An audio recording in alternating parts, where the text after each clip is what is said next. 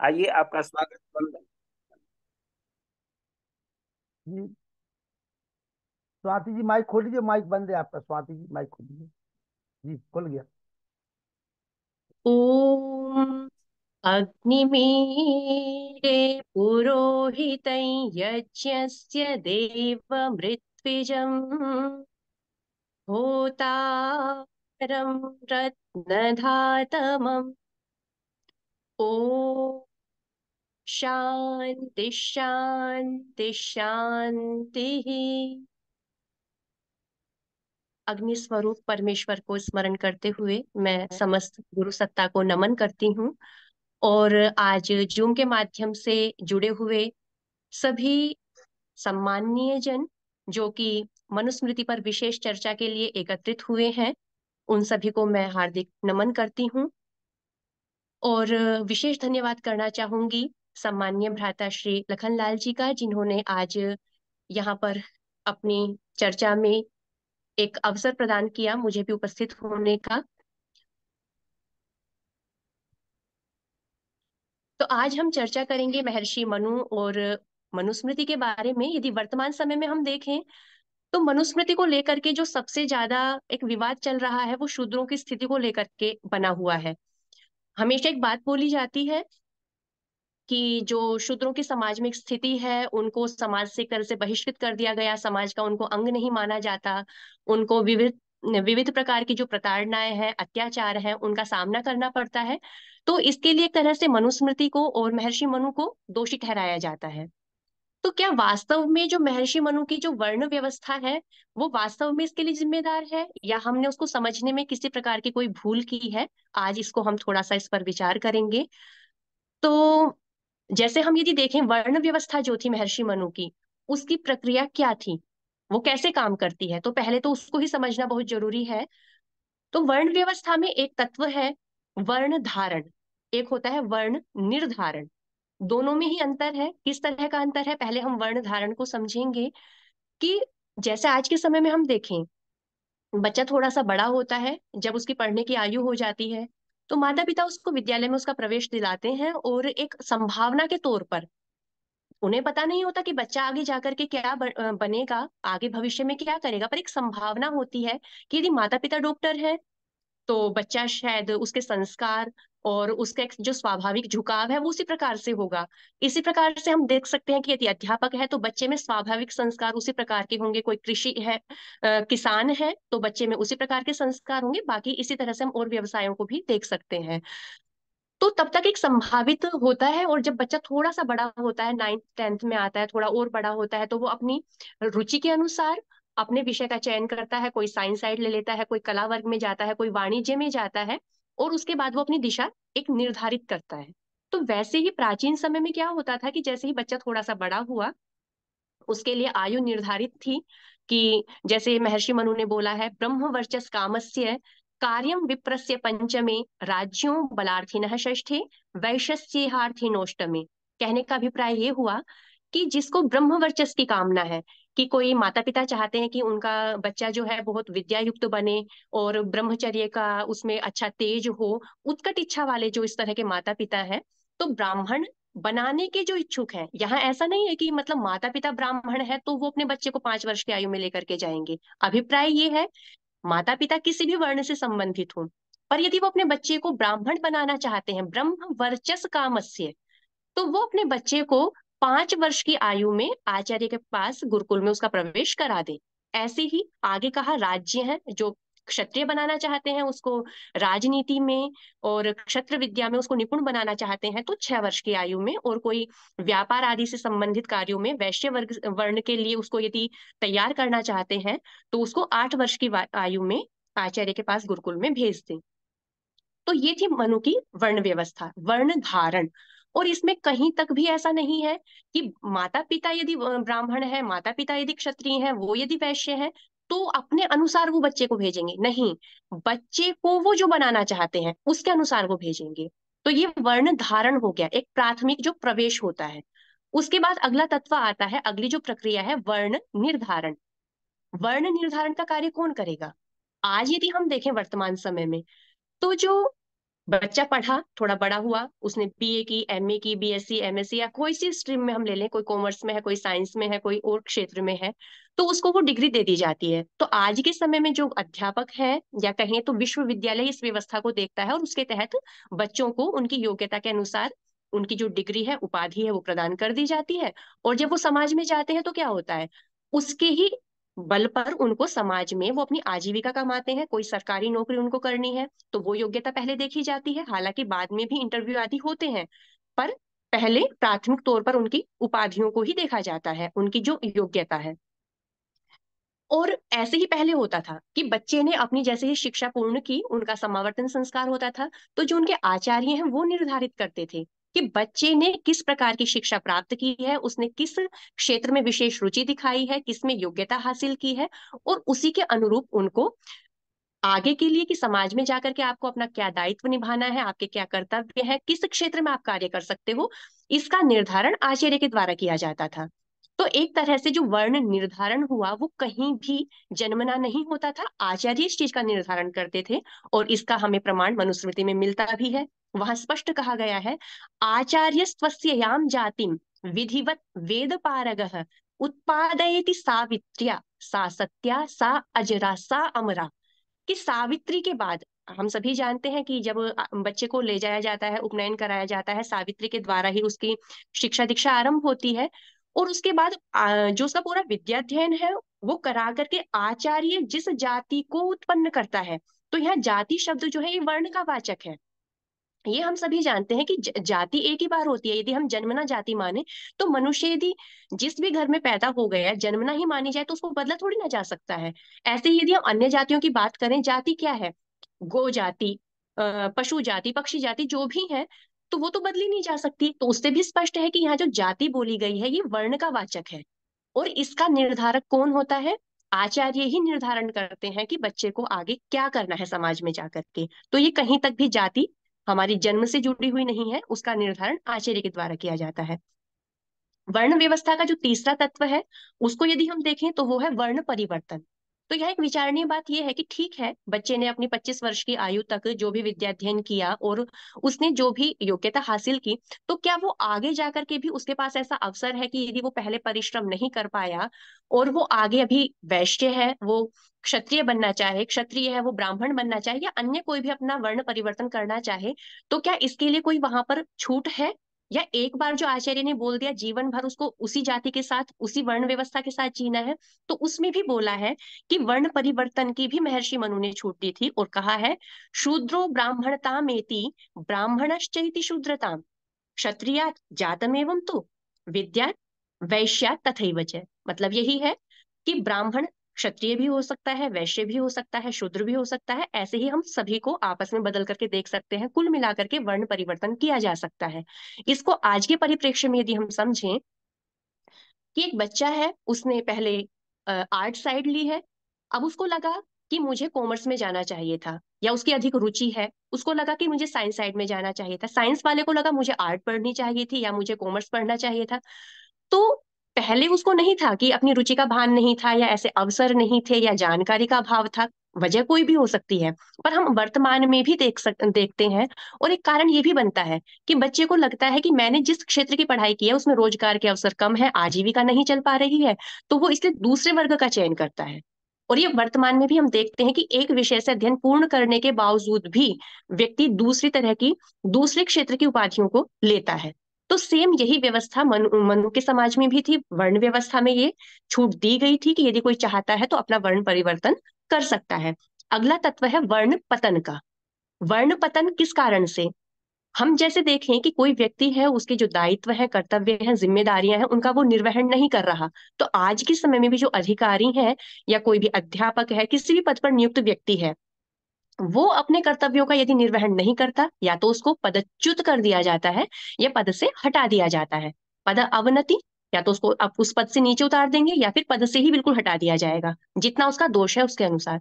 तो वैसे ही वर्ण व्यवस्था में भी इस तरह की व्यवस्था की हुई थी। और महर्षि मनु ने इसका भी स्पष्ट हमें प्रमाण मनुस्मृति में वहां पर मिलता है। वहां बोला है जो योनधित्य द्विजो वेद अन्यत्र कुरुते श्रमम स जीवन्नेव शूद्रत्वम आशु गच्छति सान्वयः। कि ठीक है, अपने जो गुण कर्म थे उसके अनुसार वो एक बार ब्राह्मण बन गया कोई भी व्यक्ति, पर अभी क्या है कि आलस्य प्रमाद के कारण से या अन्य किसी कारण से वो जो उसके कर्तव्य हैं, अध्ययन अध्यापन यजन याजन आदि के जो भी कार्य हैं, उनको वो ढंग से नहीं कर रहा है। तो क्या वो हमेशा ब्राह्मण बना रहेगा? नहीं, उसका पतन हो जाएगा। सशूद्रत्व मनवेति, ब्राह्मण भी शूद्र बन सकता है। तो ये कितनी अच्छी वर्ण व्यवस्था है कि व्यक्ति हमेशा उद्यमी रहेगा। उसमें आलस्य की भावना आएगी तो उसको पता होगा कि समाज में मेरा अपमान होगा। अपमान, पतन तो हमारा अपमान का ही द्योतक होता है। यदि हम अपनी जिम्मेदारियों को पूर्ण नहीं कर रहे हैं और एक ब्राह्मण है उसको क्षत्रिय भी बनना पड़े तो अपमान तो है ही इसमें। तो कोई भी व्यक्ति अपना पतन नहीं चाहता। तो ये वर्ण व्यवस्था ऐसी थी कि ये हमेशा व्यक्ति को प्रयत्नशील होने के लिए प्रेरित करती थी। ऐसे ही एक अगला है वर्ण बहिष्कार। तो वर्ण बहिष्कार में क्या है कि व्यक्ति यदि ज्यादा ही उच्छृंखलता कर रहा है तो उसको, वर्ण चार ही थे, ब्राह्मण क्षत्रिय वैश्य और शूद्र। यदि वो किसी के अंतर्गत नहीं आता, किसी के भी वर्ण को वो नहीं अपना रहा है, किसी में भी वो अपने आप को, अपने दायित्वों को नहीं निभा पा रहा है, तो उसको वर्ण से बहिष्कृत भी कर दिया जाता था। तो उसमें हम इसी उदाहरण को देख सकते हैं कि जो भी दायित्व है यदि उनका पालन नहीं करेंगे तो उससे उसको उसको व्रात्य बोला जाता था, उन्हीं को दस्यु बोला जाता था। कहीं भी शूद्रों को दस्यु नहीं बोला गया है। अकर्मा दस्यु, जो कर्मशील नहीं है। कर्म वो कोई सा भी हो सकता है, वो ब्राह्मण वर्ण का, क्षत्रिय वैश्य शूद्र, किसी का भी कर्म हो सकता है। पर जो चारों में से किसी के भी कर्म को, अपने दायित्व को नहीं निभा रहा है, वो दस्यु होता था और वो बहिष्कार्य होता था। तो इस प्रकार और जैसे अभी भी हम देखें कि कोई बच्चा है, उसका एडमिशन नहीं हो पाया है, उसकी उम्र 12 साल 10 साल हो गई है जो भी है, और अब तक उसने विद्यालय में प्रवेश नहीं लिया है। अब उसको लगता है कि मुझे पढ़ना चाहिए, हम चाहते हैं कि उसका 5th क्लास में 6th क्लास में सीधा एडमिशन करा दिया जाए। तो क्या कोई भी विद्यालय उसका एडमिशन लेगा? सीधा नहीं होता। उसके लिए हमें क्या है, कोई भी सरकारी जो भी पत्र है उसके लिए बनवाना पड़ता है, और एफिडेविट आदि के माध्यम से हमें प्रमाणीकृत करना पड़ता है कि हाँ ये बच्चा इसका अधिकारी है और उसको ये शिक्षा दी जाए। तो वैसे ही वर्ण व्यवस्था में भी था कि यदि कोई, जो आयु निर्धारित थी कि अधिकतम 25 वर्ष तक तो पढ़ ही लेना चाहिए, यदि कोई उसके सीमा तक नहीं पढ़ पाता था तो उसको भी विधान था, पर क्या, प्रायश्चित्त करने के बाद ही वो पढ़ सकता था। प्रायश्चित्त का विधान भी क्यों किया? क्योंकि समाज में उच्छृंखलता उत्पन्न ना हो, व्यक्ति को पता हो कि यदि मैं कोई भी गलती करूंगा तो उसका मुझे दंड लेना पड़ेगा। पर उसके बाद भी मनु ने अधिकार दिया कि आप यदि तब तक भी नहीं पढ़ पाए हैं तो प्रायश्चित्त करें, पश्चाताप करें और उसके बाद विद्याध्ययन अपना आरंभ कर सकते हैं। ऐसे ही एक तत्व बहुत उसमें विशेष है जिसको हम देख सकते हैं, वर्ण वर्ण का। वर्ण कहते हैं चुनने को। अभी जो हमने देखा था इससे पहले वो था वर्ण पतन या वर्ण परिवर्तन। वर्ण में इससे थोड़ा अलग है। वर्ण का मतलब है यहाँ अपनी इच्छा से चुनना। माना कोई ब्राह्मण है, वो अपने दायित्वों को भी निभा रहा है, शिक्षा दीक्षा उसने अच्छे से ग्रहण की है, पर उसको लगता है कि उसकी जो आजीविका है वो उससे नहीं चल पा रही, और वो अपनी इच्छा से क्या करना चाहता है कि आजीविका उसको अच्छी चाहिए, तो वो वैश्य वर्ण को अपना सकता है अपनी इच्छा से। वहां समाज कारण नहीं बनता था। जैसे आज भी हम देखें कि कोई बहुत अच्छी पढ़ाई करने के बाद भी वो नहीं चाहते कि हम अध्यापक बने, कुछ बने, और वो अपना बिजनेस शुरू कर लेते हैं। तो बिल्कुल वैसा ही था, वर्ण वर्ण, अपनी इच्छा से भी वर्ण का वर्ण किया जाता था। तो इस तरह की प्रक्रियाएं हमारी प्राचीन वर्ण व्यवस्था के अंतर्गत थी। तो अब यहाँ एक बात सोचने की ये है कि इतनी ज्यादा ही वैज्ञानिक जो सारी व्यवस्था थी, और यदि आज भी देखें तो ये क्या लागू है आंशिक रूप में, या बिल्कुल भी लागू नहीं होती? हम देखते हैं समाज में जो अधिकारियों का चयन किया जाता है या कोई भी जो सरकारी कार्य काज होते हैं उसमें जो श्रेणियों का निर्धारण किया जाता है, 4 तरह की श्रेणियां हमें आज भी मिलती हैं देखने के लिए। उसमें A B C D grade हम देखते हैं। उसका चयन कैसे होता है? योग्यता के आधार पर परीक्षा ली जाती है।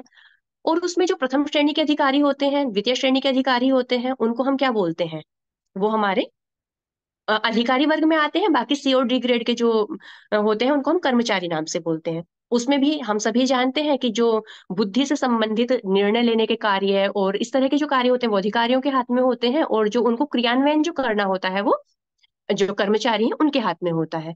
तो इस व्यवस्था को आज भी पालन इसका किया जा रहा है। और जिनको हम कहते हैं कि जो आज एक तरह से समाज में जो अपने आप को समानता का पक्षधर मानते हैं, साम्यवादी विचारधारा के जो लोग हैं, उनको भी यदि हम देखें तो वो भी इस व्यवस्था को नकार नहीं सकते। हम किसी भी संस्था में चले जाएं, किसी भी विभाग में चले जाएं, कहीं भी चले जाएं, वहां ये व्यवस्था देखने को मिलेगी ही कि जो योग्य है उसको अधिकारी के पद पर बिठाया जाएगा, उसके अधीनस्थ दूसरे कर्मचारी कार्य करेंगे, और फिर फोर्थ ग्रेड के इस तरह के कर्मचारी भी होंगे जिनसे उनकी बुद्धि के अनुसार, उनका जो लेवल है, उनकी योग्यता है, उसके अनुसार उनसे काम लिया जाए। और उनकी जो सैलरी होती है, जो उनको सुविधाएं दी जाती हैं, वो उनकी योग्यता के अनुसार दी जाती हैं। ये तो हर जगह हम देखते ही हैं। तो इसमें मनु कहाँ से दोषी है? ये व्यवस्था तो हम आज भी देख रहे हैं, बस दोष कहाँ आया? मनु की जो व्यवस्था थी वो चाहे सामाजिक पक्ष हो और चाहे हम अपना प्रशासनिक देख लें, दोनों में ही मनु की व्यवस्था लागू होती थी। पर वर्तमान में प्रशासनिक पक्ष में यदि हम देखें तो वहां तो हम उस व्यवस्था को लागू करते हैं, पर सामाजिक पक्ष में यदि हम देखें तो वहां जो एक मनु की जो वर्ण व्यवस्था एक गुण कर्म पर आधारित थी, उसको ना लेकर के आज जाति पर आधारित कर दिया गया है, और सारी समस्याएं वहीं से ही पैदा होती हैं। फिर इसमें एक बात पर हम विचार कर रहे थे कि इतनी ज्यादा वैज्ञानिक होने पर भी जो इसमें दोष है और आज इसको एक इतनी बड़ी समस्या के रूप में देखा जा रहा है, तो इसके पीछे कारण क्या है? तो कारण यही है इसमें कि एक तो उसको ठीक प्रकार से न समझ पाना। जैसे कि मनु का आशय था कि गुण कर्म पर आधारित हो, पर अभी वर्तमान में हम जो देख रहे हैं उसको हमने जाति पर आधारित मान लिया है। इसीलिए जाति पर आधारित होगी तो जन्म से ही उसको अपना अधिकार मिल जाता है कि मैं कैसा भी कर्म करूं, कुछ भी करूं, मैं ब्राह्मण ही रहने वाला हूं, और वहीं से ही दूसरों का शोषण आरंभ हो जाता है। और एक दूसरा क्या हुआ कि जो वर्ण शब्द है उसकी जैसे गलत व्याख्या कर देना, वर्ण को जाति का वाचक मान करके और उसको कास्ट कह करके बोला गया। तो जब उसको कास्ट मान लिया गया तो सारे शब्दों की व्याख्या भी फिर उसी तरह से गलत वहां पर उन्होंने की, और आगे आगे जितने भी आरोप देखे जाते हैं वो लगने शुरू हो गए। यदि हम महाभारत काल तक की बात करें तो भी वर्ण व्यवस्था सुचारू रूप से चल रही थी। जो हम गीता में यदि देखें तो वहां पर सीधा कहा गया है, चातुर्वर्ण्यम मया सृष्टम गुण कर्म विभागशः। वहां तक भी गुण कर्म की बात चल रही है। हम देख सकते हैं कि महर्षि वो जो महाराज विदुर है वो दासी पुत्र थे, एक तरह से शूद्र वर्ग में आते थे, पर उनको महात्मा कह करके संबोधित किया जाता था। उनको अच्छे पद पर एक मंत्री का पद उनको दिया गया था। तो उसके बाद तक भी व्यवस्था चल रही थी समाज में। पर ये ज्यादा बिगड़ाव जो इसमें आया और उसको वर्ण व्यवस्था को जो जाति पर आधारित मान लिया गया, वो मुख्य रूप से यदि हम देखें तो पुष्यमित्र शुंग का जो काल था तब से, लगभग ईसा से 200 वर्ष पूर्व ये सब चीजें शुरू हुई। और ब्राह्मणों ने अपने हितों की रक्षा के लिए, क्योंकि समाज में ये सब चीजें तो शुरू हो ही गई थी, महाभारत के बाद से ही शुरू हो गई थी कि जो वर्ण थे अपने अपने कार्यों को ढंग से नहीं कर रहे थे, उनमें आलस्य प्रमाद आदि बढ़ता जा रहा था। तो वो चाहते थे कि हम ना भी कुछ करें तो भी जो हमारे अधिकार है, हमें जो एक सम्मान समाज में जो एक सम्मान मिल रहा है वो हमारा बना रहे। इसलिए उन्होंने क्या किया कि पूरी एक योजना के तहत इस तरह के जो ग्रंथ थे उसमें प्रक्षिप्तांश को मिलवाया, और वो व्यक्ति भी मनु नाम के ही थे। इस कारण से मनु भार्गव उनका नाम था। उन्होंने बहुत ज्यादा उसमें प्रक्षिप्त अंशों को डाला। और इस तरह के हम देख सकते हैं प्रक्षिप्त अंशों का हम पता कैसे लगाएं। एक ही बात व्यक्ति यदि बोल रहा है, एक तरफ वो कह रहा है कि सभी को समानता का अधिकार है और अहिंसा नहीं करनी चाहिए, इस तरह की बातें, दूसरी तरफ उसी का बिल्कुल विपरीत रूप यदि मिल रहा है, तो एक व्यक्ति दो तरह की बातें तो नहीं बोल सकता। तो इसका मतलब है कि सीधा सा किसी ने उसको उसमें मिलाया है। तो वहां से इस चीज की शुरुआत हुई। फिर कुछ मनुस्मृति पर जो आरोप लगाए जाते हैं उनमें से कुछ कुछ प्रमुख आरोप हैं, उनके बारे में हम थोड़ा सा देखेंगे। वहां एक आरोप लगाया जाता है कि महर्षि मनु ने जो शूद्रों को पढ़ने का अधिकार नहीं दिया। वो आया कहाँ से कि पढ़ने का अधिकार नहीं दिया? जैसे अभी हमने एक श्लोक पे चर्चा की थी कि ब्रह्म वर्चस कामस्य कार्यम विप्रस्य पंचमे, राज्य है बलार्थिनः षष्ठे, वैश्यस्य हार्थिनो अष्टमे। तो वहां तीन वर्णों का तो वर्णन किया कि ब्राह्मण, वैश्य और क्षत्रिय इस आयु तक बच्चे को यदि ये बनाना चाहते हैं तो वहां भेज दें। पर शूद्र का तो वहां नाम ही नहीं आया। तो यहाँ हम विचार कर सकते हैं, ये शूद्र के अधिकारों का हनन नहीं है, बल्कि और ये उसका परिपोषक है कि जो महर्षि मनु थे वो जन्मना नहीं मानते थे जाति व्यवस्था को, वर्ण व्यवस्था को। उनका तो ये कहना था ना कि जो ब्राह्मण बनना चाहता है, वैश्य बनना चाहता है, क्षत्रिय बनना चाहता है, कोई शूद्र तो बनना चाहेगा नहीं। शूद्र तो स्वयं ही रह जाएगा जो प्रयास नहीं करेगा, जो शिक्षा ग्रहण नहीं करेगा, ज्ञान ग्रहण नहीं करेगा, गुरु के पास नहीं जाएगा, तो वो तो शूद्र रह ही जाएगा। तो शूद्र बनने के लिए प्रयास नहीं करना, शूद्र से तो बाहर आना है, शूद्रता से हमें बाहर आना है। पर किन्हीं परिस्थितियों के वश यदि व्यक्ति जो शिक्षा ग्रहण नहीं कर पा रहा है, समाज में जीना तो उसको भी है, उसके भी अपने उसको जीवन निर्वहन करना है, तो उसको फिर उसके बुद्धि के सामर्थ्य से कार्य दे दिए जाते हैं। तो यहाँ कोई भी उसके शिक्षा के अधिकारों का हनन नहीं किया गया, बल्कि हम देखते हैं कि एक शैलुष थे, वो शूद्र कुल से आते थे, और उन्होंने पूरा अपना विद्याध्ययन किया और वो मंत्र दृष्टा ऋषि बन गए। ऐसे कितने हजारों उदाहरण साहित्य में हमें मिल जाते हैं कि जहाँ शूद्रों ने भी अपने बल से उसको प्राप्त किया है। तो यहाँ मनु ने कोई भी विरोध नहीं किया। और भी हमने पीछे उदाहरण देखे थे, उन्होंने प्रश्न इसमें एकदम स्पष्ट रूप से उनका मनुस्मृति में वर्णन भी किया है कि इसमें कोई भी वर्ण व्यवस्था का ऐसा कुछ नहीं है कि जो जन्म से ही हो गया है उसकी वही जाति व्यवस्था चलती रहेगी, बल्कि सब कर्म पर ही आधारित है। दूसरा आरोप लगाया जाता है कि जो वर्ण वर्ण जो कलर का वाचक है, कि कलर से भी शूद्रों को जोड़ा गया, कि उनकी उपमा जो एक काले वर्ण के साथ दी गई है, जबकि ऐसा कुछ भी नहीं है। हम आज भी देखते हैं कि कोई भी चीज प्रतीकात्मक होती है। जैसे हम यदि अपने ध्वज की बात करें, हम कहते हैं कि केसरिया वर्ण जो है वो वीरता का, क्रांति का प्रतीक है, श्वेत वर्ण शांति का प्रतीक है, हरित वर्ण जो है वो हरियाली का, समृद्धि का प्रतीक है। तो वो प्रतीक होते हैं। तो वैसे ही जो ब्राह्मण है उनको श्वेत वर्ण के साथ जोड़ा गया, जो क्षत्रिय हैं उनको रक्त वर्ण के साथ जोड़ा गया, जो वैश्य हैं उनको पीत वर्ण के साथ जोड़ा गया, और जो अ, शूद्र है उनको कृष्ण वर्ण के साथ। तो इसके पीछे क्या कारण है? इसका हेतु है कि ब्राह्मण का कार्य क्या है? विद्या का आदान प्रदान। ब्राह्मण का सीधा संबंध ज्ञान से है, और ज्ञान को हम सभी को पता है कि ज्ञान को हम सत्व गुण का वाचक मानते हैं। सत्व, प्रकाश, प्रकाश हमेशा श्वेत वर्णी ही हम समाज में हमेशा सुनते आए हैं कि प्रकाश किसका? सत्व का वाचक है। तो इसीलिए ब्राह्मण को सीधा श्वेत वर्ण से जोड़ा गया है। जो क्षत्रिय होता है, क्योंकि उसमें एक तेज, ओज और वीरता का प्रतीक होता है, इसलिए उसको रक्त वर्ण के साथ जोड़ा गया है। हम यदि पीत वर्ण को देखें, सुवर्ण को ले लें, जो धान पक जाते हैं, पूरे खेत लहलहाते रहते हैं, पकने के बाद गेहूं हो गया, धान हो गया, उन सब का वर्ण क्या होता है? पीत वर्णी होता है, स्वर्ण पीत वर्णी होता है। तो पीत वर्ण को समृद्धि का प्रतीक माना जाता है, और वैश्य ही इन सब की तरह की जो आजीविका के साधन है उनको उपलब्ध कराता है।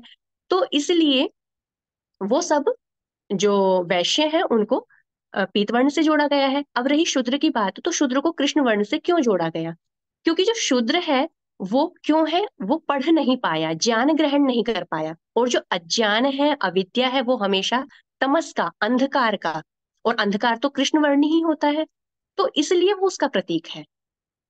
तो इसलिए यहाँ, और हम यदि प्रत्यक्ष रूप में भी देखें, हम श्री राम जी को देखते हैं, श्री कृष्ण जी को देखते हैं, तो उनका वर्ण क्या माना जाता है? उनको श्याम वर्ण ही बोला जाता है। पर हम सभी जानते हैं वो तो एक तरह से देखा जाए तो क्षत्रिय थे। यदि ऐसा होता तो उनको तो फिर शूद्र बोलना चाहिए था। तो यहाँ वर्ण से कोई अभिप्राय नहीं है, वो केवल एक प्रतीकात्मकता के तौर पर उनको वहां पर रखा गया है।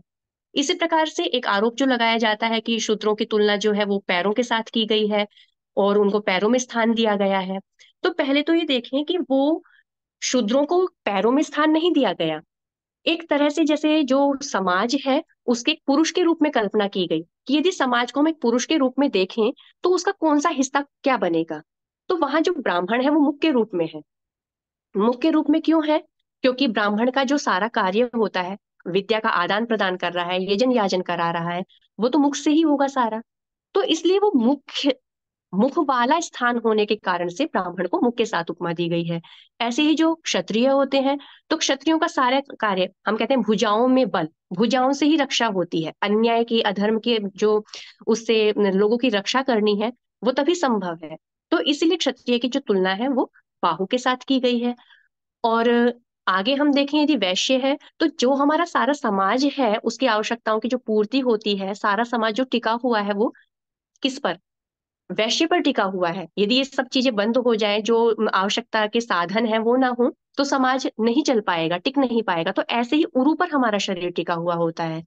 और शूद्र को यदि हम देखें तो शूद्र की पैरों से तुलना क्यों की गई है कि जो शूद्र है उसका कार्य होता है दौड़ दौड़ करके सारे कार्यों को करना, इधर से उधर जाना, जो भी स्वामी ने आज्ञा दिया उसका पालन करना, उसके कार्यों को संपन्न करना। तो उसको सारा कार्य पैरों से ही करना पड़ता है। शु आशु द्रवतीति, जो जल्दी जल्दी दौड़ दौड़ करके कार्यों को करता है, इसलिए शूद्र को पैरों के साथ उसकी उपमा दी गई है।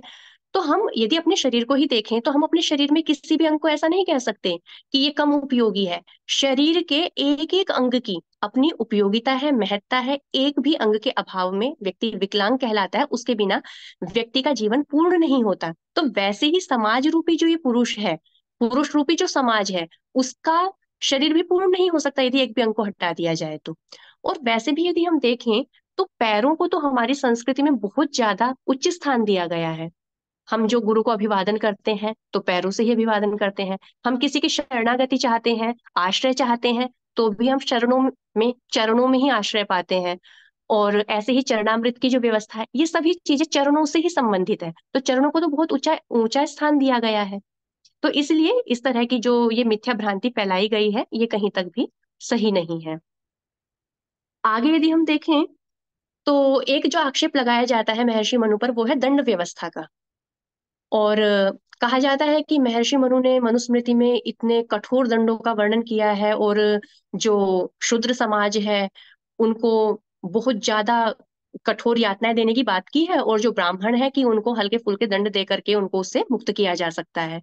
पर यदि हम वास्तव में देखें तो वो महर्षि मनु ने जो सॉरी महर्षि मनु ने जो विधान किया है उसमें सीधा बोला है कि जहां हम एक तरफ योग्यता के आधार पर समाज में ब्राह्मण आदि को हम सम्मान अधिक देते हैं, क्यों? क्योंकि उनके पास विद्या अधिक है, समझ अधिक है। तो इसीलिए, क्योंकि उन्हें समझ है क्या करना चाहिए क्या नहीं, इसलिए दंड में भी उनकी भागीदारी ज्यादा है।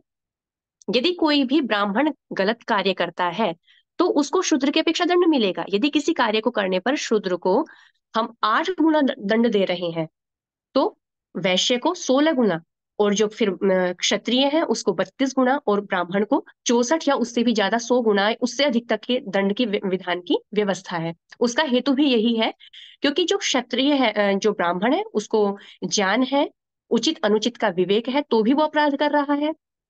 और जो शूद्र है उसको तो अज्ञानी है, वो उतना ज्यादा बोध नहीं है, तो उससे धोखे से यदि हुआ है तो उसको कम दंड की व्यवस्था है। ऐसे ही जो कहा कि शूद्रों को समाज से बहिष्कृत कर दिया गया और उनको समाज में स्थान नहीं दिया गया, तो महर्षि मनु ने तो बिल्कुल साफ साफ कहा है कि जैसे भोज का भी आयोजन यदि होता है, हम कुछ आयोजन कर रहे हैं, तो कोई भी जो परिवार निमंत्रण दे रहा है, किसी आयोजन को करा रहा है, तो उसमें जो वेदपाठी ब्राह्मण आते हैं उनको भोजन आदि कराने के बाद सबसे पहले भृत्यों के भोजन की व्यवस्था की बात वहां की गई है। उसके बाद वो दंपति स्वयं भोजन करें। तो ऐसी व्यवस्था तो आज समाज में कहीं देखने को भी नहीं मिलती। इतनी ज्यादा उदारता, इतना ज्यादा उनको सम्मान, और फिर उनपे जो आरोप लगाया जाता है कि उन्होंने इतनी ज्यादा यातनाएं देने की शूद्रों को बात की है। तो जो एक महर्षि मनु इतने ज्यादा अहिंसा के पोषक हैं कि छोटी छोटी बातों पर भी वो कह रहे हैं कि यदि हम सफाई कर रहे हैं, दैनिक कार्यों को करते हुए भी कोई छोटा छोटा कीड़ा मकोड़ा भी पैरों से दब जाता है, उसको पीड़ा पहुंचती है, तो उसके लिए प्रायश्चित करो।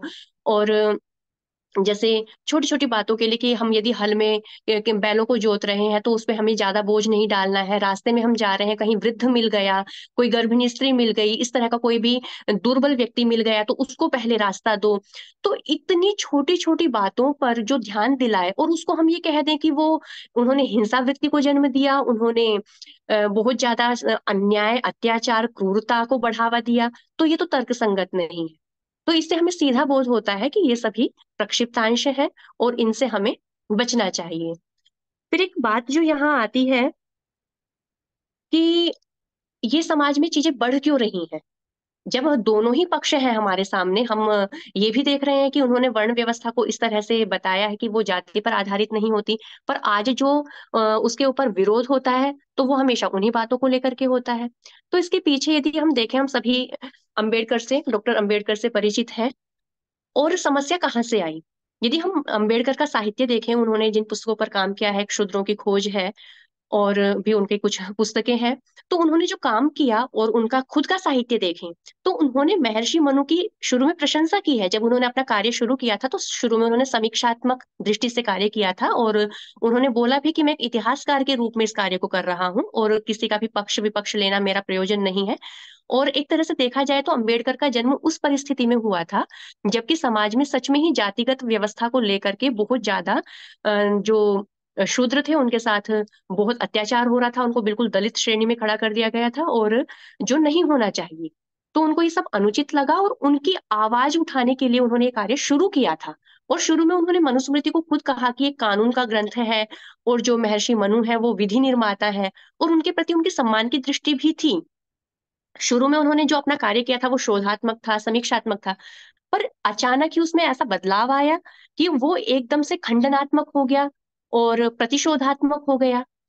फिर धीरे धीरे ऐसी स्थिति बनी कि उन्होंने, आप उनके साहित्य को उठा करके यदि देखेंगे तो जो बातें शुरू में बोली है, खुद बोला कि हाँ इस वर्ण व्यवस्था से अच्छी कोई व्यवस्था नहीं हो सकती, और बाद में उसी को ही दोषारोपण करते हुए बोलते हैं कि जो जाति व्यवस्था है उसकी जो ये वर्ण व्यवस्था का ही एक तरह से विकास है, और इसका श्रेय, जो इसका दोष है, इसका जो पाप है वो किसको जाता है, महर्षि मनु को ही जाता है, क्योंकि जाति व्यवस्था का जो विकास हुआ है वो कहाँ से हुआ है, वर्ण व्यवस्था से। पर हम यहाँ समझें, विकास और विकार में बहुत अंतर होता है। वस्तुतः जो जाति व्यवस्था है वो वर्ण व्यवस्था का विकास नहीं है, उसका विकार है। विकास सही दिशा में होता है, जिस लक्ष्य को हम लेकर के चले थे यदि वो उसी दिशा में जा रहा है तो वो विकास है, पर यदि वो दिशा ही भटक जाए तो वो उसका विकार है। तो यहाँ मनु की व्यवस्था को ये कहना कि उन्हीं की वर्ण व्यवस्था से ये जाति व्यवस्था पनपी है, तो ये कहीं तक भी सही नहीं है। और फिर हम आगे देखते हैं कि जो अंबेडकर की बातें हैं वो आपस में बहुत ज्यादा विरोध वाली हैं।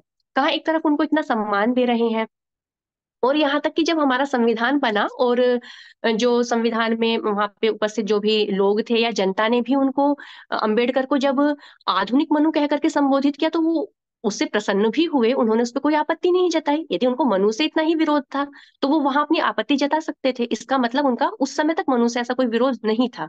फिर बाद में धीरे धीरे खंडनात्मक शैली उनकी काफी बढ़ती चली गई, बढ़ती चली गई, और अंत में इस तरह से मतलब वो पूरे घोर विरोधी हो गए।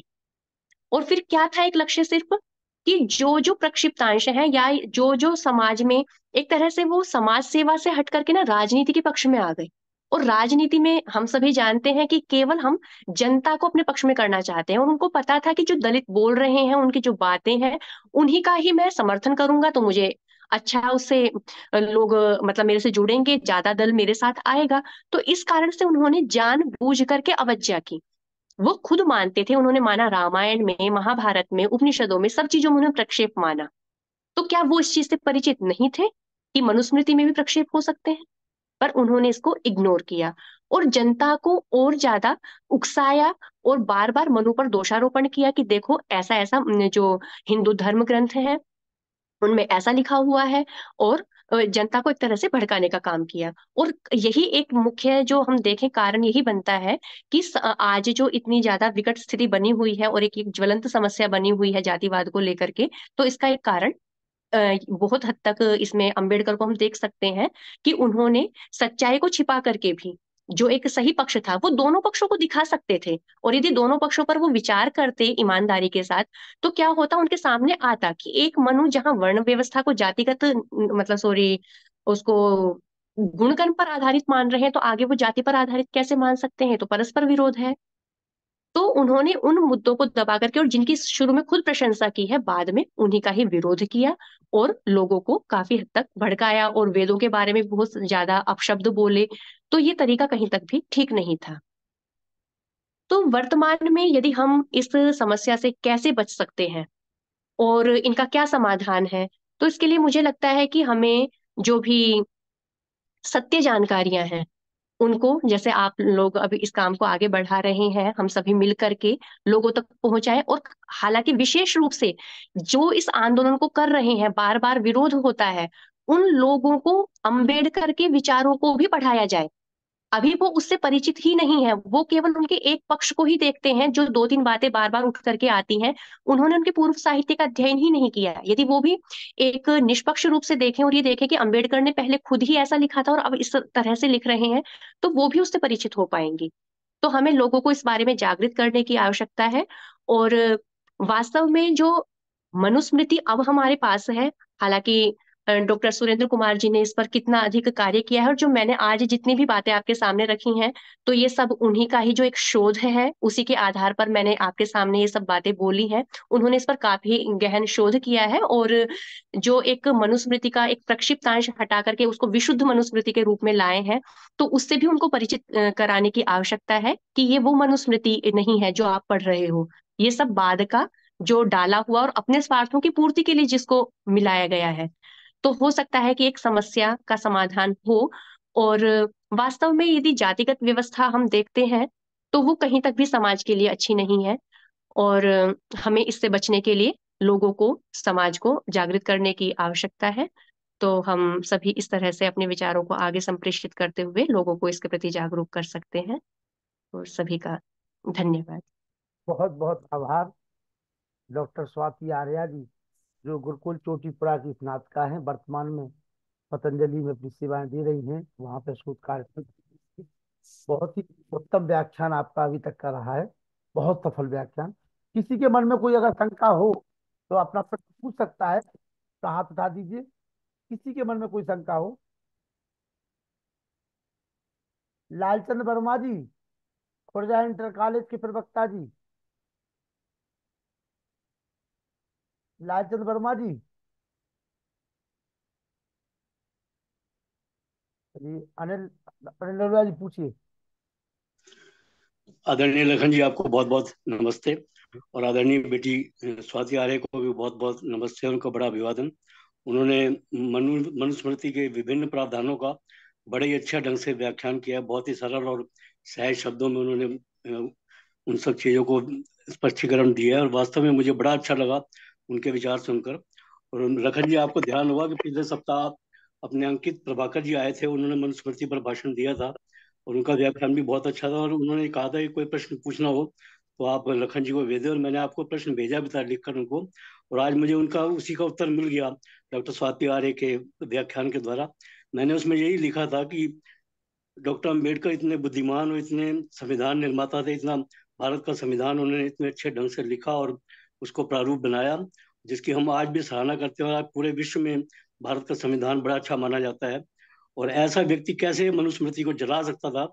उन्होंने, मैंने पढ़ा था कि 25 दिसंबर 1927 को मनुस्मृति जलाई थी।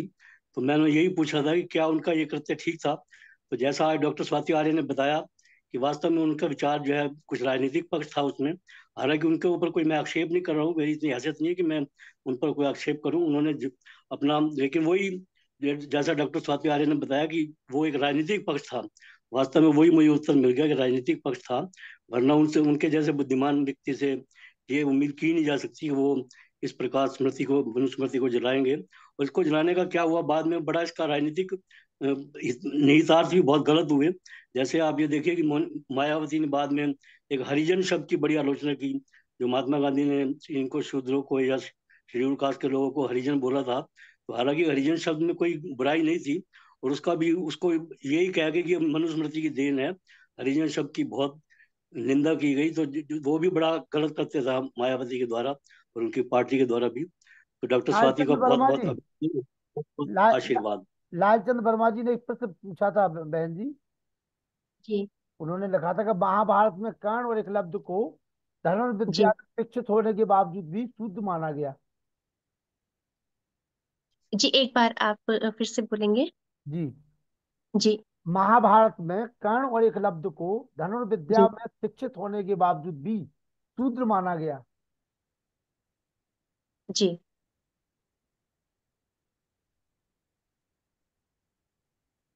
इसमें ये तो हम अभी, हालांकि मेरा इतना ज्यादा बहुत अधिक इस पे मेरा शोध नहीं है, पर मैं थोड़ा सा जितना जानती हूँ उसके आधार पर बताने का प्रयास करूंगी कि महाभारत में हम देखते हैं कि जो पतन की स्थितियां बनी, उसका कारण भी यही था। और इसमें एक तरह से जो द्रोण थे, उन्होंने भी जो अपना विवेक का प्रयोग वहां नहीं किया था। और जो, जैसे देखा जाए तो उन्होंने एकलव्य को अपना अंगूठा देने की जो बात की थी, वो भी नीतिपूर्ण नहीं था। तो अन्याय और अनीति का जो एक आचरण था वो उस काल में शुरू हो चुका था, और अन्याय के विरुद्ध आवाज न उठाना, ये चीजें भी तब शुरू हो चुकी थी। तो हो सकता है कि इन्हीं चीजों के चलते इस जो आपका प्रश्न है कि उनको इस व्यवस्था के तहत रखा गया हो, मतलब तब से व्यवस्था एक उसमें ना संकरता आने लगी थी। कुछ जगह उस चीज को फॉलो किया जा रहा था और कहीं पर नहीं किया जा रहा था। नहीं तो यदि इतना ही सब सही था तो उनके द्वारा, द्रोणाचार्य के द्वारा इस तरह का व्यवहार करना भी कहीं तक भी उचित नहीं था। तो ये तब से महाभारत भी ना होती यदि हम इतना ही सही चल रहे होते। उस समय विरूपता विकृति तो समाज में आ ही चुकी थी, ये तो हमें मानना ही होगा। इसका समाधान हमारी बहन आयुषी राणा जी देंगी, इस प्रश्न का उत्तर। जी। आइए बहन जी। नमस्ते जी, नमस्ते सभी को, नमस्ते। नमस्ते जी। बहन ने बहुत सुंदर व्याख्यान दिया और मैंने ये प्रश्न पढ़ा था, तो मैं इसके उत्तर में कहना चाहूंगी कि पहली बात, आचार्य द्रोण और महाभारत काल के समय को अगर हम आज के समय में देखें और जो मनुस्मृति पे आक्षेप किए जा रहे हैं सबका उत्तर आपने सुना। लेकिन समस्या ये हो गई कि हम स्वाध्याय तो करते नहीं, अर्थात जितने मनुस्मृति जला रहे हैं, अभी अनिल जी कह रहे थे जितने मनुस्मृति जला रहे हैं, आप मनुस्मृति का 4 श्लोक सुन लीजिए, अगर वो सुना दे तो। मनुस्मृति में कितने अध्याय हैं वो एक अध्याय नहीं बता सकते। और जो अभी आपने प्रश्न किया, आप विचार कीजिए, अगर आचार्य वागीश जी, आप सभी उनको जानते होंगे, अभी टंकारा में शायद मिले भी होंगे आप लोग। मिले मिले थे, मैं वही बताने वाला था, बस भैया आप सही आचार्य पर। वागीश जी का मैं व्याख्यान सुन रही थी और मैंने स्वयं महाभारत पढ़ी 2 बार। तो ये प्रसंग मुझको कहीं पर भी नहीं दिखा। और उन्होंने एक बात कही थी वागीश जी का, जब मैं प्रवचन सुन रही थी, उन्होंने कहा था कि अंगूठा देने का मतलब अंगूठा नहीं मांगा था। उस समय बड़े योद्धा थे वो, तो उन्होंने सोचा अगर ये लड़ेंगे तो अर्जुन उनको बड़ा प्रिय था, तो इसलिए उन्होंने सोचा कि एकलव्य से कहूंगा एक बहुत बड़ा युद्ध आएगा, उसमें तुम लड़ना मत। तो उन्होंने ये कह करके कि युद्ध में मत लड़ना, ये मुझे प्रण करो और ये संकल्प करो। तो उन्होंने कहा आचार्य आपने तो मेरे अंगूठा मांगने जैसा काम कर लिया, अर्थात योद्धा से आप कहोगे युद्ध में मत लड़, तो आप अंगूठा मांगने का। तो आचार्य वागीश जी ने इसके द्वारा ऐसे समाधान किया था। और महाभारत के अनेक ज्यादा संस्करण हमारे पास हैं। तो जो शूद्र वाली बात, या जो भी बहन ने अभी बताया भी, शू गतौ अर्थात जो द्रवती, जो तेज गति से चलता है उसको शूद्र कहा जाता है। एक माँ अपने बच्चे को जब जान देती है वो ब्राह्मण होती है, जो वो रक्षा करती है तो वो क्षत्रिय होती है, जो वो पालन करती है तो वो वैश्य होती है, और जब उसको साफ सफाई करती है तो वो शूद्र होती है। तो अगर हम ये वाला मान के समाज में चलेंगे तो आपस में प्रेम से और ज्यादा दिन तक रह पाएंगे। कहा गया ना, एक पिता के पुत्र हैं सारे, एक हमारी माता, और दाना पानी देने वाला एक हमारा दाता। न जाने फिर किस मूर्ख ने लड़ना हमें सिखाया, और सबसे कर लो प्रेम जगत में कोई नहीं पराया। सबसे कर लो प्रेम जगत में कोई नहीं पराया। तो मैं यही कहूंगी कि मैंने वागीश जी का ही व्याख्यान सुना था, और जो महाभारत मैंने पढ़ा तो उसमें मुझे कहीं ये प्रसंग दिखाई नहीं दिया। और अर्जुन का और कर्ण का तो अनेक बार युद्ध हुआ। अगर ये कहा जाता तो शूद्र है तो युद्ध से बाहर बैठ जा, तो अर्जुन इत्यादि उनके साथ युद्ध क्यों लड़ते?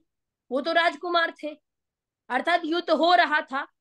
तो कहीं ना कहीं ये वाली बात मुझे लगता है कि बहुत सारी चीजें से शंभुक वध को श्री रामचंद्र जी के साथ जोड़ दिया गया। राम जी को मानते नहीं, राम सेतु को मानते नहीं, सब काल्पनिक है, लेकिन शंभुक का वध राम जी ने किया था, ये बात सत्य है। तो कुछ बातें हमारे देश में राजनीति से प्रेरित होकर के चलती हैं, जिनका हमको अपने तरीके से जगह जगह लोगों को सच्चाई बताना चाहिए, सत्यता बतानी चाहिए, इससे समाज में फूट पड़ती है। हाँ बहन आप बताइए। मैं थोड़ा सा ये, आवाज आ रही है? जी स्वाति जी आवाज आ रही जी। जी। मेरा एक प्रश्न था बहन से ही कि जी मेरा महाभारत तो मैंने नहीं पढ़ा है पूरा, पर जैसे उनका गुरुदत्त जी का जो साहित्य मिलता है, जी जी तो जी जो जी उनके नाम से जो साहित्य हमें उपलब्ध हो रहा है, क्या वो उन्हीं का ही है या अन्य किसी ने उनके नाम से लिखा है? क्योंकि जैसे जो गुरुदत्त जी ने महाभारत का अत्यंत संक्षिप्त परिचय जो लिखा है, उन्होंने वहां पर ये अंगूठे वाली बात का वर्णन किया है। तो इसका मैंने वो पुस्तक नहीं पढ़ी, लेकिन मैंने वागीश जी का और जो मैंने महाभारत पढ़ा मैंने उसका उदाहरण दिया है कि वागीश जी ने इस तरीके से समाधान किया। और जो महाभारत मैंने पढ़ी तो मैंने मूल महाभारत पढ़ी, तो उसमें मुझे कहीं ऐसा प्रसंग दिखाई नहीं दिया। जी जी। और किसी के मन में कोई शंका है? सम्मानित राम सेवक निरंजन जी, लालचंद वर्मा जी खुर्जा, जिन्होंने ये प्रश्न किया था, और कोई लालचंद वर्मा जी।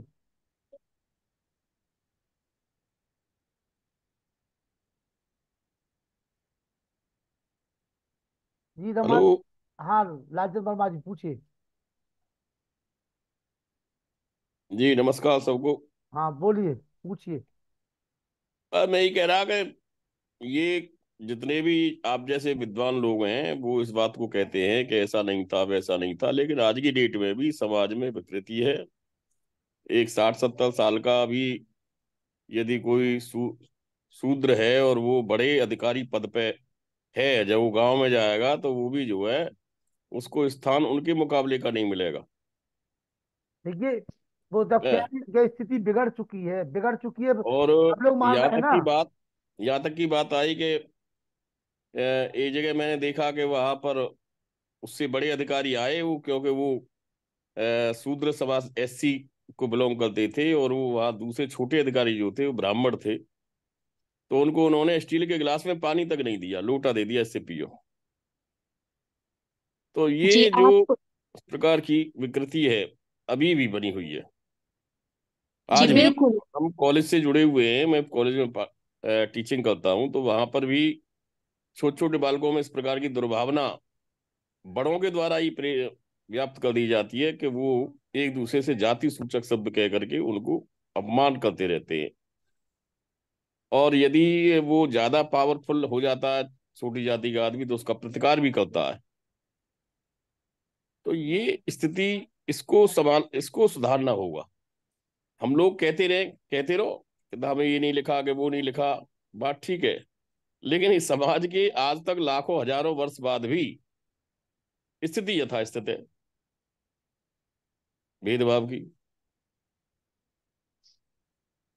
उसको मान लो एक शूद्र जाति का किसी विभाग में कार्यरत है, उसको काम करने नहीं देते, भिन्न प्रकार के आरोप लगा दो, अपमानित करते रहते हैं उसे। तो ये इस प्रकार का जो समाज में भेदभाव, ये समाज को तोड़ने का काम करता है। और पिछले 5-6-7 साल से जब से ये सरकारें चल रही है, तब से तो बहुत जबरदस्त बढ़ गया है भेदभाव। सामाजिक नफरत इतनी बढ़ गई है। बस लालचंद जी, बस बस हाँ। बस, ज्यादा नफरत हाँ। ना फैलाओ, बस ही गिलास। ध्यान से हाँ। सुनो, अब ध्यान से सुनो, ज्यादा मत जी। सुनाओ, थोड़ा सा सुन भी लो। आई सी राणा जी बोली। मैं लालचंद वर्मा जी से एक बात कहना चाहूंगी। देखिए, जैसे पहले स्थिति थी तो वो थोड़ी सी बहुत ज्यादा भेदभाव होता था, अंतर था, बहुत ज्यादा था, ये मैं भी मानती हूँ। लेकिन जैसे समय परिवर्तित हुआ, लोग शिक्षित होने लगे, तो थोड़ा सा परिवर्तन आया। और आने वाले समय में अगर कोई ऐसा करता है कि स्टील का गिलास या ऐसा, मैं समझती हूँ अगर कोई व्यक्ति मेरे जिले का डीएम है, तो वो किसी भी जाति का हो तो हमारे लिए वो इक्वल ही है। और डीएम छोड़िए, स्वामी दयानंद और आर्य समाज इसी मिशन पे कार्य करते हैं। स्वामी दयानंद को एक बार किसी ने रोटी लाके दी, उन्होंने प्रेम से भोजन कर लिया। पिछले वाले व्यक्ति ने कहा, जैसे आप कह रहे हैं कि अलग मानसिकता के लोग भी होते हैं, तो हमेशा होते हैं। जब जब राम जी होंगे तब तक रावण भी होंगे, जब जब राक्षस होंगे तो अच्छे लोग भी होंगे, दोनों तरह के लोग हैं। तो लोगों ने कहा, आपने पता है किसकी रोटी खाई है? तो स्वामी दयानंद ने कहा कि मैंने किसकी रोटी खाई है? लोगों ने कहा, आपने नाई की रोटी खा ली। स्वामी दयानंद ने कहा, अरे मेरे को लगा मैंने गेहूं की रोटी खाई है, आप नाई की रोटी कहते हैं, मैं तो गेहूं की रोटी समझ के खाया। तो ये जो भेदभाव है, आप बिल्कुल सही कह रहे हैं, लेकिन ये लोगों के मस्तिष्क से दूर तब होगा जब हम सभी स्वाध्याय करेंगे। और जिसको आपने कहा कि गिलास में पानी नहीं दिया, मैं बहुत सारे लोगों को जानती हूँ, कोई भी ब्राह्मण कोई जनमना नहीं है। अगर मैंने शिक्षा के क्षेत्र में जो व्यक्ति आ गया, चाहे वो मेरा कोई भी गुरु हो, अब मेरे गुरु हैं, अगर मेरे गुरु किसी भी जाति के होंगे तो मेरे लिए इक्वल है।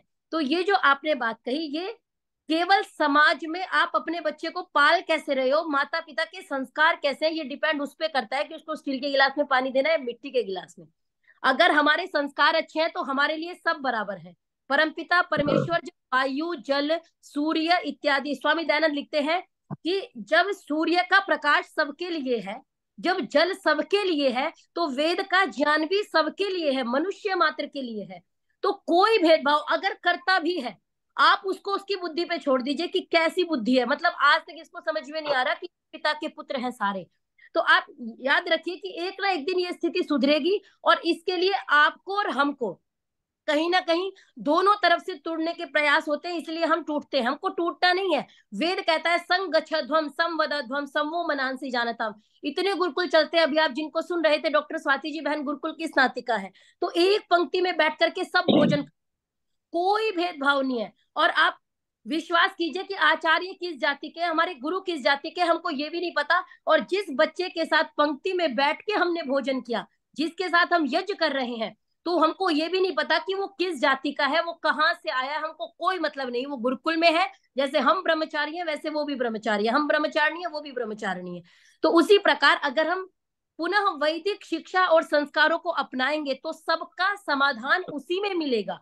लोगों को हमको लोग राजनीतिक प्यादे ना बने, हम ना बने, उसके लिए हमको स्वयं भी स्वाध्याय करना चाहिए। और स्वयं भी, आपने कहा कि लोग थोड़ा बहुत भेदभाव करते हैं और अभी भी है, ऊंची जाति नीची जाति। पहली बात, परमात्मा ने कोई जाति नहीं बनाई, हमारी एक जाति है जिसका नाम है मनुष्य जाति। ये आपके लिए नहीं, जितने लोग हम यहाँ हैं, अगर हम सभी भी संकल्प करें, 4 लोग मिलकर विचार करते हैं, इतना बड़ा संगठन तैयार हो जाता है। अगर हम 4 लोग संकल्प करें कि हम भेदभाव नहीं करेंगे, उसी दिन से भेदभाव खत्म होगा। के लिए हमको अपने से प्रारंभ करना होगा। पहली बात, अगर मुझे कोई कहे कि आपको मंदिर नहीं जाना, आपको मंत्र नहीं पढ़ना, क्यों भाई? स्वामी दयानंद कहते हैं वेदों को सब पढ़ सकते हैं, सबका बराबर का अधिकार है। तो आपने सही कहा, अगर कहीं भेदभाव भी है तो वो हमको खत्म करना चाहिए, लेकिन वो तभी होगा जब प्रत्येक व्यक्ति वैदिक संस्कारों से संस्कारित होगा और स्वयं को, अर्थात जैसे स्वामी जी ने कहा वेदों का स्वाध्याय करो, वेदों का पठन पाठन करो। हमको अपने अधिकार वेदों के अनुसार क्या है, या मनुस्मृति कह दिया, मनुस्मृति चिढ़ाती है, मनुस्मृति जाती है। मनुस्मृति जैसा ग्रंथ नारी के अपमान के लिए घोषित कर दिया जी, नारी का अपमान करते हैं, शूद्र का अपमान करते हैं। कोई शूद्र नहीं होता, कोई भी, जैसे हम प्रयोग भी कर देते हैं ना, जो भी व्यक्ति कर देते हैं कि ये दलित है, ये शूद्र है, कोई दलित नहीं, कोई शूद्र नहीं। जिसको पढ़ाने के बाद समझ में ना आए उसको कहा गया, और वो किसी भी जाति का हो सकता है, उसमें किसी जाति विशेष का नाम नहीं लिया गया। तो ये भेदभाव अगर कोई कर रहा है तो ये उसके संस्कारों की देन है, और ये संस्कार ही सुधारेंगे, ये हमारे वैदिक शिक्षा में कहीं भी नहीं है। तो इसके लिए हम सभी को संकल्पित होना होगा कि हम भेदभाव स्वयं खत्म करेंगे, हम सुधरेंगे, जग सुधरेगा। चंद्रिका शर्मा जी पूछिए, क्या पूछ रहे हैं? नहीं नहीं, पूछना तो कुछ भी नहीं है, इन्होंने सब कुछ बहुत बढ़िया कहा। लेकिन हम आर्यों को इसको करने के लिए जो मूलभूत आवश्यकता है वो ये है कि बिना शासन के कुछ भी नहीं हो सकता। चाहे महर्षि दयानंद जी ने बहुत ज्यादा तपस्या की, सब कुछ किया, लेकिन उनको किसी राजा का सहयोग नहीं मिला। और आज भी हमारी स्थिति यही है। तो या तो हम स्वयं सक्षम हो, या फिर राज सत्ता को ये इसको मानने पे बाध्य करें कि भाई जो मनुष्य आइए गिरिराज जी पूछिए, जी नमस्ते जी। ये पूछिए। मैं थोड़ा ये वेदों कहना का चाहूंगा, सबसे जैसे हमारे प्रमाणित लालचंद ग्रंथ है वर्मा और जी ने बोला है। संविधान बनने योग्य है। आप बोलिए। जी, वर्मा जी ने बोला है कि भाई कोई अफसर आ जाता है, कोई भाई नीची जाति का। पहली बात तो यह कि अफसर को कोई नीची जाति का बोल ही नहीं सकता। आज का एक जिले का जो डिस्ट्रिक्ट जो डीसी साहब है, या एसपी है, या आईजी डीआईजी है, और घर में किसी के आ जाएंगे तो उसको दे देंगे क्या? वो ऐसे कहीं भेदभाव नहीं होता। हमारे आज विवाह शादियां होती हैं, उनमें सभी जो सेवा करने के लिए लगे हैं, उनकी कोई जाति, सभी जानते हैं कि उनकी जाति क्या है, लेकिन उनसे भेदभाव नहीं किया जाता, उनके हाथ से खा रहे हैं। वर्मा जी, ऐसे नहीं आपके पास एक सैनिक आ जाए, क्या उस सैनिक के मत्थे पर लिखा है कि किस जाति का है? उसको भी तो इज्जत से देते हैं। ऐसा तो नहीं है। मनुस्मृति एक ऐसा अच्छा, इतना अच्छा ग्रंथ था, उसको मिला करके अंबेडकर जी के बारे में बता दिया। अंबेडकर जी ने जलाया होगा, लेकिन किसी ने देखा है क्या? अंबेडकर जी ने जो कुछ किया, उनको एक राजनीति के तहत सारा ही आज बोल दिया भी 7-8 साल से हो रहा है। 7-8 साल से क्यों हो रहा है? ये तो 1947 से और उससे पहले ही हो रहा है। 1947 से लेकर के 2009 के बाद हो रहा है, 14 के बाद हो रहा है। तो ऐसा नहीं है। ये जो जाति प्रथा तो बहुत पहले से थी, गधी है और मनु लड़की, जी ने तो दिया ही नहीं है। बहन बहन आयुषी सही समझा रही हैं कि भाई मनुस्मृति में ऐसा कुछ था ही नहीं। शूद्र का मतलब हम समझे ही नहीं, इसका मतलब शूद्र का मतलब क्या है। तो बहन आयुषी बता रही है, सारी डिटेल में तो बता ही रही है ये। उसके बाद भी नहीं समझ में आता तो फिर तो दिक्कत है, हमारी सोच पे है। तो राम बहन आयुषी सेवक कह चुकी है। राम सेवक निरंजन जी, रामसेवक निरंजन जी, डॉक्टर स्वाति जी आपकी वेदांती की जो है सीनियर है, आगे पूछ लीजिए कुछ भी पूछना हो तो। रामसेवक निरंजन जी, रामसेवक जी, जब तक आप प्रश्न नहीं करोगे आपकी शंकाओं का समाधान नहीं होगा। इसीलिए मैं बार बार हर मंच पे मनुस्मृति का नाम लेता हूँ और लेता रहूंगा। तो इसीलिए मैंने ये श्रृंखला चलाई है, ताकि लोगों के मन में जो मनुस्मृति के प्रति द्वेष भाव बना हुआ है वो दूर हो सके इन विद्वानों को सुन करके। प्रेम सचदेवा जी, प्रेम सचदेवा जी, चलिए डॉक्टर माता चंद्रकांता जी, डॉक्टर स्वाति जी को अपना आशीर्वाद दे दीजिए।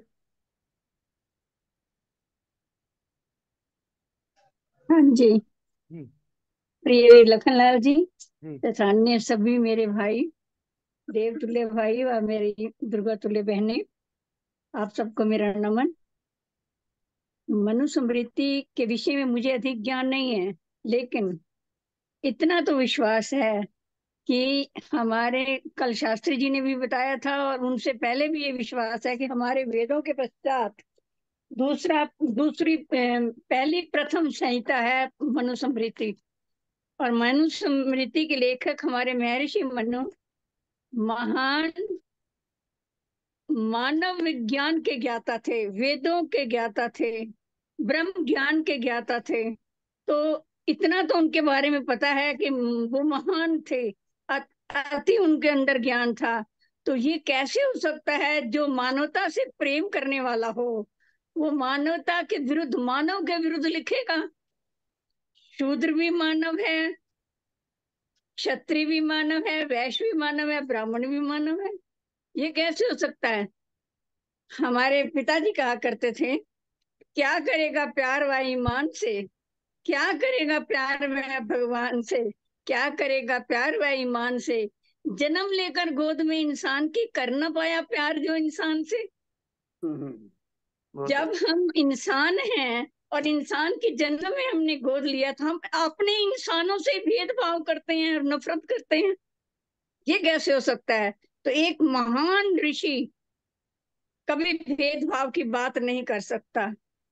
ये जो कुछ भी है ये बाद में उसके अंदर मिलावट है। हमारे धर्म ग्रंथों में, हमारे हिंदू संस्कृति को, हमारी हिंदू सभ्यता को, शास्त्री जी, हमारे सामाजिक ढांचे को छिन्न भिन्न करने के लिए डॉक्टर स्वाति जी को लोगों अपना आशीर्वाद दे ने, दीजिए। इसके विदेशियों ने षड्यंत्र करके मिलाया हुआ है। हमारा तो ये, डॉक्टर स्वाति जी को अपना आशीर्वाद दे दीजिए। बहुत बहुत आशीर्वाद है डॉक्टर स्वाति जी को, जिन्होंने बहुत ही सुंदर ढंग से प्रत्येक विषय को बड़े ही सारगर्भिक ढंग से और बड़े ही स्पष्ट ढंग से समाधान और स्वयं प्रश्न उठा करके उन्होंने समाधान किया है। इसलिए बहुत ही सुंदर व्याख्यान के लिए मैं उन्हें बहुत बहुत शुभकामनाएं देता हूं, साधुवाद करता हूं और आशीर्वाद भी देता हूं। इसके साथ ही साथ डॉक्टर आयुषी राणा जी ने भी बहुत ही सुंदर ढंग से इस कार्यक्रम को गतिशीलता प्रदान की हुई है और उन्होंने स्पष्ट कहा कि हम अपने को सुधारें। और अभी माता चंद्रकांता आर्या जी ने भी कहा कि यदि हमने इंसानियत को अपने को पाया है, इंसान अपने को समझते हैं, तो हमारे अंदर इंसानियत होनी चाहिए और कभी भी किसी मनुष्य में द्वेष नहीं होना चाहिए। जैसा कि वेद कहता है, स्वयं परमात्मा कहते हैं, सहृदय सामणस्य मध्य संकृणोमि वह अन्य भी हरियत वत्संग जात्मी वाग्नया। हमें मनुष्य में ऐसा प्रेम होना चाहिए। परमात्मा कहते हैं कि ऐ मनुष्यों, तुम मेरे पुत्र हो, सभी पुत्र हैं, इसलिए आपस में द्वेष मत करो और किसी प्रकार का द्वेष मत करो। इतना प्रेम और सद्भाव बना रहे जैसे गौ माता सद्य प्रसूत बछड़े के प्रति अपना स्नेह दर्शाती है। ये कितना बढ़िया उदाहरण जो रूपक अलंकार के माध्यम से, उपमा अलंकार के माध्यम से परमात्मा ने समझाने का प्रयास किया है। और लौकिक संस्कृत की उत्कृष्ट पुस्तक मनुस्मृति, जो कि इतनी सुंदर ढंग से भावपूर्ण शब्दों में, जो एक महान ऋषि थे, महान आस्तिक थे, महान ज्ञाता थे, महान दिव्यमान नक्षत्र थे उस काल के, जिन्होंने संपूर्ण मानवता को मानवीय संहिता में डाल करके वेद सम्मत अपने प्रवचन किए हुए हैं, लिखे हुए हैं, और उसको हम कलुषित हो गए, हमारी मनुष्यता कलुषित हो गई, हमारी मानवता गिर गई मध्यकाल में, खान पान इतने बिगड़ गए, डॉक्टर आचरण करुणा इतने जी भ्रष्ट 2 हो मिनट गए, के लिए आ जाए। इसके डॉक्टर कारण करुणा की जी। नाना प्रकार से हमें त्रुटियां हुई, और उन त्रुटियों को हमने अपने अपने ढंग से बड़े बड़े सुंदर साहित्य में मिला दिया, ताकि हमको कोई न कहे कि आप ऐसा क्यों कर रहे हो।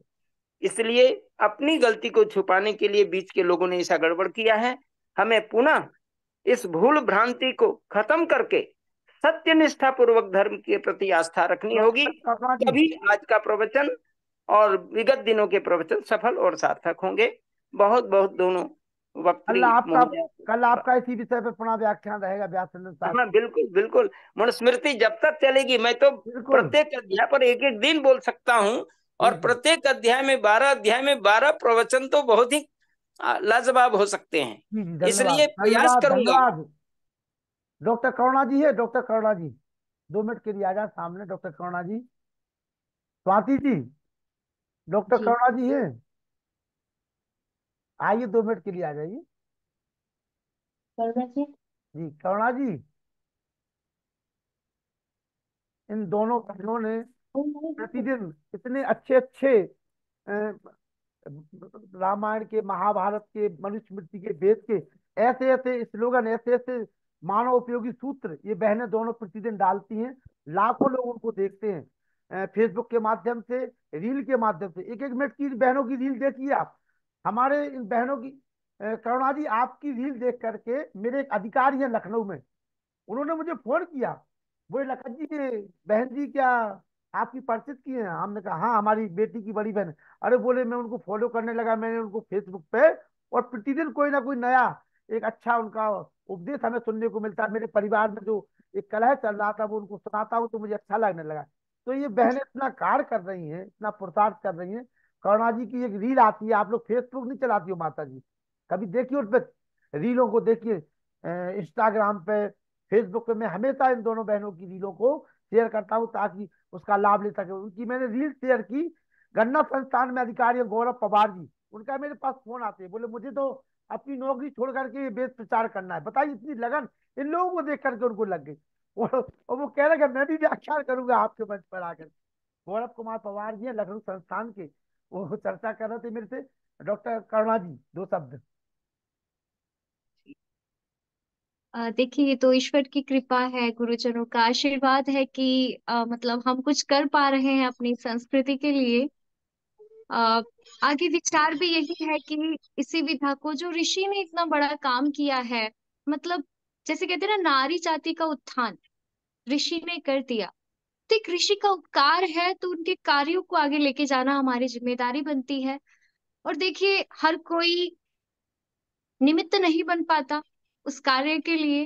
कुछ ईश्वर की कृपा होती है, कुछ हमारे अपने संस्कार होते हैं, अपना विचारधारा और विचार होते हैं, तो उनके तहत हम इन चीजों से जुड़ते हैं, आगे बढ़ते हैं, कुछ करते हैं, कुछ करने की सोचते हैं।